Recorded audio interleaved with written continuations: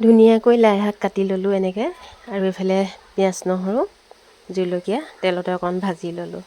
আজি ভাবিছোঁ লাই শাকে আৰু মোৱা মাছে জুতি লওঁ। আগতে আমাৰ মাহঁতে এনেকৈ বনায়, খাবলৈ খুব ধুনীয়া হয়। সেয়ে আজিও মই বনাই চাওঁচোন। এনেকৈ গুটি আলুৱে আৰু লাই শাকে আৰু মোৱা মাছে একেলগে ধুনীয়াকৈ এনেকৈ চব্জিখিনি ভাজি ল'লোঁ।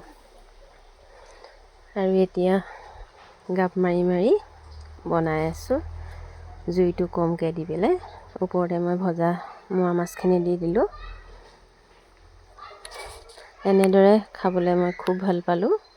আপোনালোকে খাই কেনে পায় বাৰু জনাবচোন কমেণ্ট কৰি। আৰু এনেকুৱা থলুৱা জুতিবোৰ খাই খুব ভাল লাগে।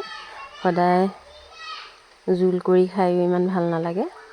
আজি অকণমান শুকানকৈ এনেকৈ মোৱা মাছে লাই শাকে জুতি লগালোঁ।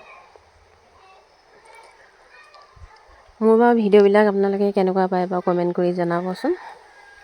আপোনালোকৰ কমেণ্ট আহিলে মানে খুব ভাল লাগে, উৎসাহিত লাগে বনাবলৈ।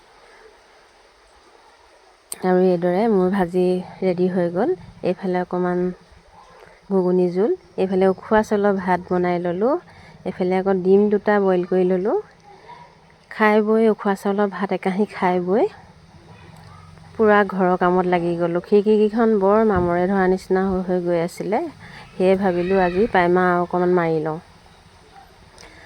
এইফালে মই সুন্দৰকৈ প্ৰাইমাৰ মাৰি আছোঁ।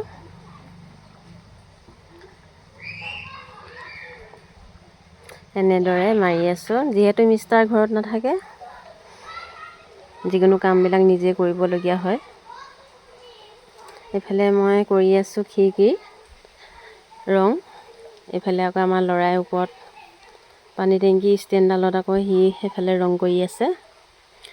মই এফালে লাগি আছোঁ, সি সেইফালে লাগি আছে।